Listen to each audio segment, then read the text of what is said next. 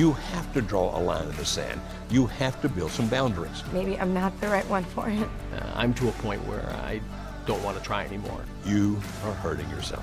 This is something we see regularly. What is someone in your life fighting for? And how can you be there for them?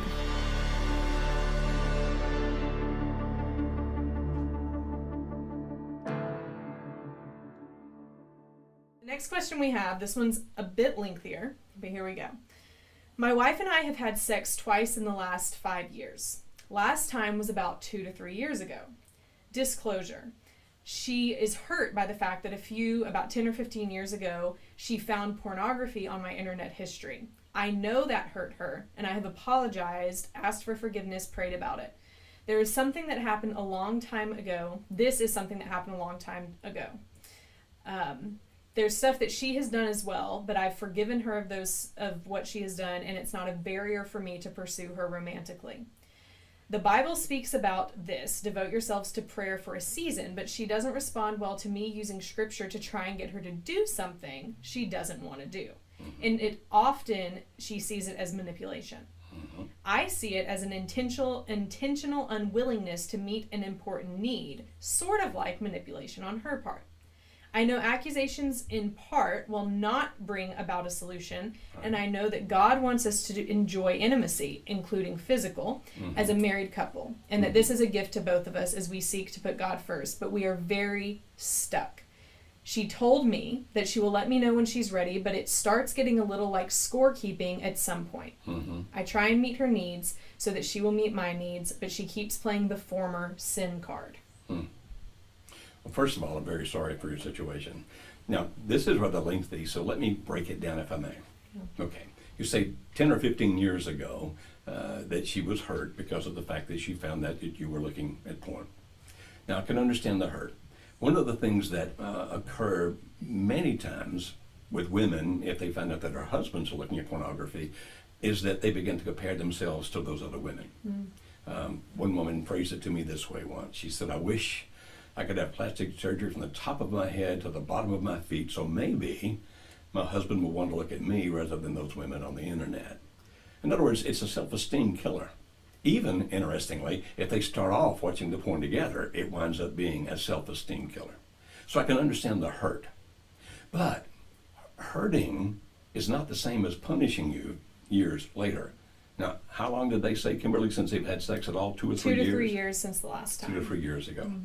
So punishing you by saying, okay, we're not having any sex at all, seems to be an extreme overreaction to the hurt. I mean, you understand that she was hurt, and I'm assuming that you acknowledge the fact that she was hurt. If not, it's not too late to say, I've been thinking about it, and I've come to understand how you feel about having found that porn, that it made it appear that I preferred them over you, and I'm certainly sorry that happened and that I hurt you that way. Or just ask her even more, can you help me understand more about what you felt? May not be the wisest thing to ask her that now 15 years later, but at least on one occasion to say, I've been thinking about it, I understand the pain. But that pain, in my estimation, does not justify the fact that she doesn't want to be sexual with you now. Now, you refer to a passage. 1 Corinthians 7, verses 2 through 5 is the passage that he's referring to. It just so happens my undergraduate degree is in Bible. my PhD degree, my doctorate degree from the University of Sydney, was earned by studying the causes of marital satisfaction and sexual satisfaction and the correlations between marital satisfaction and sexual satisfaction. So I do have a fair amount of Bible knowledge because of my undergrad degree, and my graduate degree, my doctorate, of course, is including involving marital satisfaction. So I've studied a lot about what you're asking me about. So in that passage, it says that to avoid immorality, I'm paraphrasing it now, each man should have his own wife and each woman her own husband, and each should fulfill the other sexually. The idea being that if you're married and your spouse is not being sexual with you, what do you do with that sex drive? And it says that you fulfill each other, and if you don't, is to give yourselves to prayer for a time, meaning this doesn't go on forever, so that you will not be tempted because of your lack of self-control. So the passage you're referring to actually is a Bible passage referring to the situation, and it is directly applicable to your wife. But what you just said was, if I show it to her, it's manipulation on her part. I can understand how a woman would feel that, yet in this particular situation, I think, understand, I'm not God, I'm giving my opinion. I think the manipulation really is on her side. You say, what do you mean? To continue to refuse having sex with you for something that happened a decade ago, and the fact that you haven't made love to each other in 2 to 3 years, this appears to me to be a convenient card to play. Now, if it's not, if there's something else going on there, I still don't think this is the key. It's just what she's using to keep from dealing with whatever it is. So either this is the card she plays because she just doesn't want to have sex with you, or there's some reason that she doesn't want to have sex, and this is the card she plays to keep it from happening. I don't think the passage, in other words, is going to fix your problem. You say, what is? Discovering why. What is the real reason that your wife doesn't want to make love to you? Now, unfortunately, I'm not sure that you can discover this just between the two of you, because if over a decade you haven't figured that out, it's not highly likely that you're going to figure it out by trying to talk about it now. Possible? Anything's possible. But this is the kind of thing that may require a therapist or counselor, or require dealing with one of our coaches, and Kimberly will tell you about our coaches in a few minutes if you'd like to know more about that. Somebody with whom your wife can feel comfortable enough, at ease enough to be vulnerable to say, this is why I really don't want to make love to my husband. Is it because the relationship is really, really bad? If so, then that needs to be taken care of. Is it because of the fact that she has come out of a sexual inhibition or hang up? If so, then somebody needs to help her discover that. Is she just wanting to punish you for the rest of your life because she's that mad from way back then? If so, then somebody needs to help her figure that out as well. So, again, short answer, the passage is not going to fix it, even though it directly applies to your situation. In my opinion, what's going to have to happen here is either you helping her, which I don't think is going to work, but it could, or somebody else helping her is going to have to help her figure through, think through, understand, why is it you don't want to make love to this man? What's the real reason? And by the way, if you try to do it on your own, or if you try it with some counselor who isn't very skilled with this, the first reason she gives is probably not going to be the reason. It's going to be the subterfuge. It's going to be what she's been telling herself for a while to keep from dealing with what the true issue is. So it may take a little digging to find out what that is, but until you do, I don't think you're going to solve this. It's not just about the porn, although that may have triggered it. There's something else going on here. Mm-hmm. A lot of situations that we talk about, especially at Marriage Helper, we give foundational principles that work in majority of situations. But there's always, if you're going to think of it in percentages, maybe 80% of what you find in our articles through stuff like this and our podcast will help you with that first 80%. But it's that last 20% that's very situational to you. Mm-hmm. And it's in those specific details that we can't get in 180 words, that you can't tell us just in a quick period of time, and we can't fix. And that's where the value of coaching does come in. And so one of the things we have found over the past many years that we've been doing this at Marriage Helper is that there are some very good counselors out there. There's also some counselors who end up, how can I put it lightly? Causing more trouble.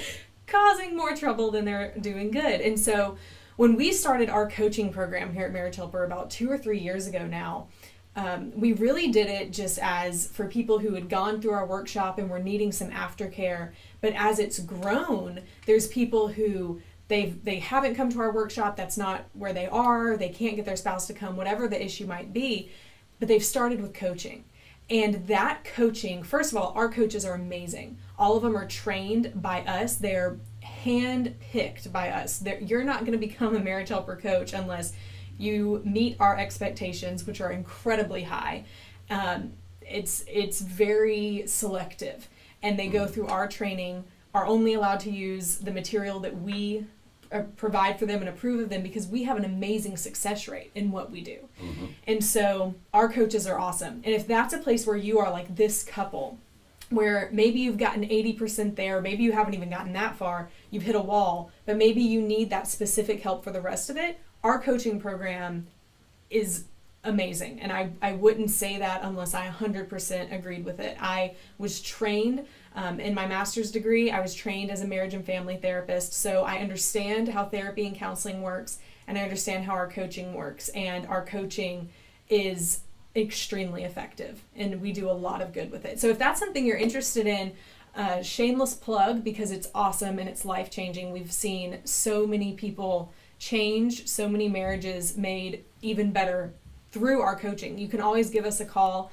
I'm sure we'll have the number or the website up at some point, but you can call us anywhere in the world with our toll-free number, which is 866-903-0990, and I'm sure we'll repeat that throughout, but we'd love to get you connected with one of our coaches. Anything we can do, that's about our coaching. Yeah, if you decide to see a counselor or therapist, just check them out first. Mm-hmm. Counselors and therapists tend to be really good if they're trained well and if they're good at what they do. Like every profession on the planet, some people are better at it than others. Some are really good, some are mediocre, and some are not good at all. Mm-hmm. If you find a good counselor, they tend to be really, really good at helping people with individual issues. So, for example, if she has a specific sexual hang-up, like from childhood, that's where the counselors really shine.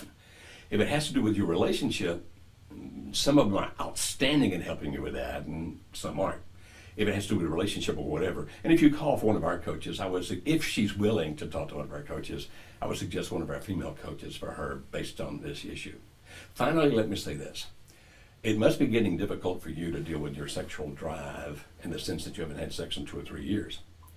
I just can't help but wonder, I'm not saying this, I don't know this for a fact at all, if somehow she is thinking you'll go back to the porn because of your sex drive to find some kind of relief. Could that be a test to see if you're really going to be faithful to her no matter what? Possible. Could that be that she wants you to do that so she can be madder at you from now on? That's also possible. All I'm saying is, please find some way to deal with this, even if you have to look her in the eye and say, I can't live like this. We're going to have some help, and then get that help. Because if you live a celibate lifestyle and you don't want to live a celibate lifestyle, somewhere, somehow, it's going to bite you. I mean, bad things are going to happen because you can only control this so long. So please don't prolong this. Please don't put it out into the future somewhere, because that kind of temptation for sexual fulfillment can be overpowering. I'm referring you back to that same passage you referred to. It said you got to fix it so you'll not be tempted because of your lack of self-control. So I urge you again, look her in the eye and say, this is something we have to deal with. And get whatever help you need to get, please. That's good. Thank you, Joe.